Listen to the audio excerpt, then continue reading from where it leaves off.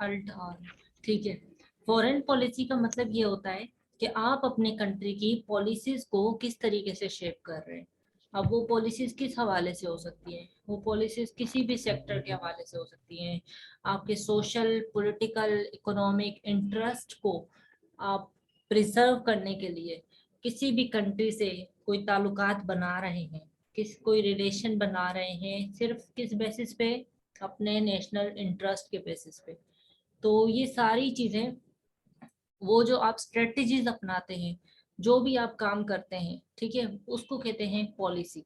और ये अगर आप अपनी कंट्री के लिए बनाएंगे तो ये आपकी कंट्री की फॉरेन पॉलिसी होगी, ठीक है। अशरफ जहांगीर काजी कहते हैं, foreign policy is the external aspect of national policy. यानी कि किसी भी कंट्री की जो एक्सटर्नल एस्पेक्ट है वो उसकी फॉरेन पॉलिसी है। और इसमें क्या आता है, ग्लोबल, रीजनल और नेबरहुड डेवलपमेंट मूवमेंट्स और स्ट्रेटजीज। यानी कि फॉरेन पॉलिसी में आप ग्लोबली क्या कर रहे हैं, ठीक है, किस कंट्री के साथ आपके किस किस्म के रिलेशन हैं, किसके साथ आप कौन सी एग्रीमेंट्स कर रहे हैं, आपके नेबरहुड के साथ क्या रिलेशन है, आप रीजनल, जो आपके रीजनल क्या रिलेशंस हैं, और उसके अलावा डेवलपमेंट्स कौन कौन सी मिलके हो रही हैं, मूवमेंट्स कौन सी हो रही हैं और कौन सी स्ट्रेटजीज हो रही हैं।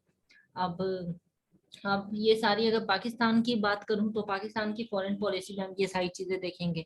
उसके अलावा जोसेफ फ्रैंकल कहते हैं कि फॉरेन पॉलिसी में वो सारे डिसीजंस और एक्शंस आते हैं जो कि किसी स्टेट का दूसरी स्टेट के साथ रिलेशन को गवर्न करे, ठीक है।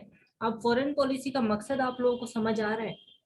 फॉरेन पॉलिसी का यहाँ पे मकसद ये है कि आप अपने कंट्री का नेशनल इंटरेस्ट सर्व करने के लिए दूसरे कंट्रीज के साथ टाइज बनाएंगे, दूसरे कंट्रीज के साथ अपने रिलेशंस बनाएंगे, सिर्फ इस वजह से क्योंकि कोई भी कंट्री सेल्फ सफिशिएंट नहीं है। कोई भी कंट्री आइसोलेशन में परफॉर्म नहीं कर सकती, कोई भी कंट्री आइसोलेशन में सरवाइव नहीं कर सकती। तो इसी वजह से ये ज़रूरी है कि आपने फॉरेन पॉलिसी बनानी है, ताकि आप जो मैप में किसी पोजीशन पे हैं तो उस पोजीशन पे आप सिक्योर हो, ठीक है। जो आपको थ्रेट्स हो उनसे, ठीक है। और उसके अलावा थ्रेट्स कौन कौन से, इंटरनल और एक्सटर्नल दोनों थ्रेट्स से आप सिक्योर हो, और आपकी डेवलपमेंट हो और प्रोग्रेस हो, और उस कंट्री की इकोनॉमी को फ्लरिश करने के लिए। तो ये बात आप लोगों को समझ आई। जी मैम। अब नेशनल इंटरेस्ट को अचीव करने के लिए जो फेनोमेना होता है उसको क्या कहते हैं, नेशनल इंटरेस्ट, ठीक है। हमारे गोल्स को अचीव करने के लिए, गोल हर के कंट्री के अपने अपने होते हैं। अब मेनली वो किस हवाले से हो सकते हैं, वो जियो पॉलिटिकल हो सकते हैं, ठीक है, यानी स्ट्रेटेजिकल लोकेशन के हिसाब से। उसके इकोनॉमिक गोल्स हो सकते हैं, मिलिट्री गोल्स हो सकते हैं, ठीक है, सोशो कल्चरल गोल्स हो सकते हैं, साइंस एंड टेक्नोलॉजी इन्हांसमेंट के गोल्स हो सकते हैं। तो ये जो गोल्स हैं इन्हीं को हम नेशनल इंटरेस्ट कहते हैं। अब इसके ये डिटरमाइन करती है कि कोई भी कंट्री अपनी फॉरेन पॉलिसी क्या बनाएगी।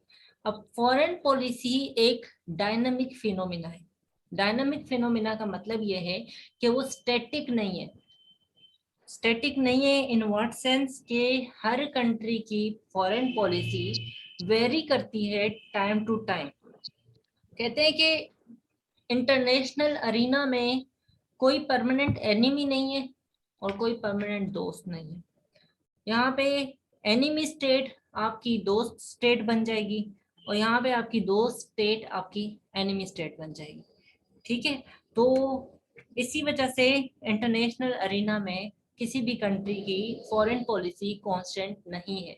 फॉरेन पॉलिसी एक डायनामिक पॉलिसी होती है, जो कि चेंज होती है, किसके चेंज होने के साथ, नेशनल इंटरेस्ट के चेंज होने के साथ। यानी कि अगर कोई कंट्री आपके नेशनल इंटरेस्ट को सर्व कर रही है तब तक वो आपकी दोस्त है, और एज सून वो आपके नेशनल इंटरेस्ट के अगेंस्ट जा रही है तो वो आपकी एनिमी स्टेट हो जाती है।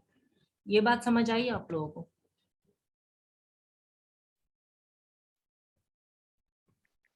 अच्छा जी, तो पाकिस्तान के फॉरेन पॉलिसी, अभी तक मैंने आप लोगों को पाकिस्तान के इनिशियल स्टेजेस से लेकर उसके हालात बताए। तो इसी तरह पाकिस्तान के फॉरेन पॉलिसी को डिटरमाइन करने के लिए कुछ वेरिएबल्स हैं। मैंने आप लोगों को कहा ना कि कोई भी कंट्री आपकी परमानेंट दोस्त नहीं है, कोई भी कंट्री आपकी परमानेंट दुश्मन नहीं। ठीक है, क्या होता है, आपका नेशनल इंटरेस्ट चेंज होता है टाइम टू टाइम। ठीक है, on the basis of certain variables. ठीक है, इन वेरिएबल्स को आप डिटर्मिनेंट्स भी कह सकते हैं। ठीक है, तो सबसे पहले जियोपॉलिटिकल फैक्टर्स आते हैं। अगर आप जियोपॉलिटिकल फैक्टर देखें तो आप अपनी लोकेशन के हिसाब से देखेंगे, अपनी कंट्री की ज्योग्राफिक पोजीशन के हिसाब से देखेंगे, उस हिसाब से आप रिलेशंस बनाएंगे। फॉर एग्जांपल पाकिस्तान जब बना था तो मैंने आप लोगों को क्या बताया कि पाकिस्तान के एक साइड इंडिया था, दूसरे साइड अफगानिस्तान था, दो राइवल स्टेट्स थी। और उस वक्त पाकिस्तान दो हिस्सों में टूटा हुआ था। ठीक है, एक दो विंग्स में। ठीक है, एक ईस्ट विंग और एक वेस्ट विंग। तो उस वक्त पाकिस्तान जियोपॉलिटिकली प्रेशर में था। ठीक है, तो ये एक वेरिएबल था जो कि पाकिस्तान को उस वक्त डिटरमाइन करवा रहा था कि उसकी फॉरेन पॉलिसी क्या होनी चाहिए। फिर हिस्टोरिकल फैक्टर्स। हिस्टोरिकल फैक्टर्स अगर आप देखें, जब पाकिस्तान बन रहा था तो इंडिया किस तरीके से पाकिस्तान को एक तरीके से तंग कर रहा था, अपना एटीट्यूड। वो जो मैंने आप लोगों को बताया कि जब माइग्रेशन हो रही थी तो कितने लोगों को इन्होंने मारा था और क्या क्या किया था। ठीक है, वो आप सबको पता है। और सिक्योरिटी का इशू था, ये भी आप सबको मैंने डिटेल में बताया है, इन डेप्थ बताया है। ठीक है, उसके अलावा आइडियोलॉजिकल फैक्टर्स होते हैं। आइडियोलॉजिकल फैक्टर क्या है? अब आइडियोलॉजिकल फैक्टर मैंने आप लोगों को बताया भी था कि क्या होता है। आइडियोलॉजिकल फैक्टर्स का मतलब यही है कि आपकी कंट्री जब बनी थी तो यहाँ एक आइडियोलॉजी थी कि हम इस्लामिक स्टेट बनाएंगे। जब इस्लामिक स्टेट बनाएंगे तो उसके मतलब उसका मतलब ये है कि हम, हमारी जो कंट्री है वो कौन सी मुस्लिम कम्युनिटी पे बेस्ड कर रही है मेनली। ठीक है, तो हमारी आइडियोलॉजी का पार्ट ये होगा कि हम उन कंट्रीज के साथ अच्छे टाइज बनाएं। ठीक है, जो कि मुस्लिम स्टेट्स हैं। हम मुस्लिम स्टेट्स को एक तरीके से सपोर्ट करेंगे। ठीक है, इन केस ऑफ कॉन्फ्लिक्ट। ठीक है, और उसके अलावा हमारा नेशनल इंटरेस्ट ये होगा कि जो भी मुस्लिम स्टेट है हम उनके साथ अच्छे टाइज बनाएंगे। ठीक है, और उसके अलावा इकोनॉमिक फैक्टर्स आ जाते हैं। अब आप लोगों को मैंने इकोनॉमी की सिचुएशन बताई थी जब पाकिस्तान आजाद हुआ था। ठीक है, तो उस वक्त हमारे पास इंडस्ट्रीज नहीं थी, उस वक्त हमारे पास कोई एडमिनिस्ट्रेशन नहीं थी, कोई इकोनॉमिक ऑर्गेनाइजेशन नहीं थी, बैंक्स नहीं थे। तो किस तरीके से हमारी डिवेस्टेटेड इकोनॉमी थी। ठीक है, और उसके बाद टेक्नोलॉजिकल फैक्टर्स आ जाते हैं। ठीक है, अब मैंने आप लोगों को बताया था कि पाकिस्तान जब आज़ाद हुआ तो उसके पास कोई असलहा नहीं था। ठीक है, उसका कोई स्ट्रेटेजिक कल्चर नहीं था। तो इस वजह से उसको क्या चाहिए था, उसको सपोर्ट चाहिए थी अपने डिफेंस को स्ट्रॉन्ग करने के लिए। ठीक है, डिफेंस को स्ट्रॉन्ग करने के लिए फिर उसने बाद में जो ब्लॉक्स ज्वाइन किए। ठीक है, कौन सा ब्लॉक ज्वाइन किया उसने? United states. ठीक है, जो कि कैपिटलिस्ट ब्लॉक है, उसको ज्वाइन किया।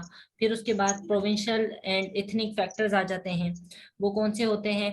जिस तरीके से मैंने आप लोगों को बताया था, इथनिसिटी स्ट्रॉन्ग है हमारे पाकिस्तान में। ठीक है, यहाँ पे पख्तूनिस्तान मूवमेंट चलती है। तो हमारा जो 1971 फॉल ऑफ ढाका हुआ था वो भी इथनिक फैक्टर्स की वजह से हुआ था मेनली। तो ये कुछ वेरिएबल्स हैं जो कि पाकिस्तान की फॉरेन पॉलिसी डिटरमाइन करते हैं, और इनके साथ साथ हम फॉरेन पॉलिसी आगे चलेंगे फॉरेन पॉलिसी में।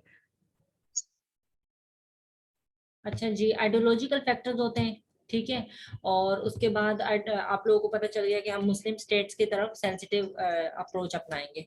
ठीक है, इसकी एग्जांपल ये है कि मलेशिया में जब वार हुई थी तो पाकिस्तान ने मलेशिया को सपोर्ट किया था, कायदे आजम ने। ठीक है, और वहीं से हमें पता चल रहा है। ठीक है, और उसके अलावा इकोनॉमिक फैक्टर्स भी थे। आप लोगों को मैंने इनिशियल में ही बताया कि पाकिस्तान की इकोनॉमी बिल्कुल डिसरप्टेड इकोनॉमी थी।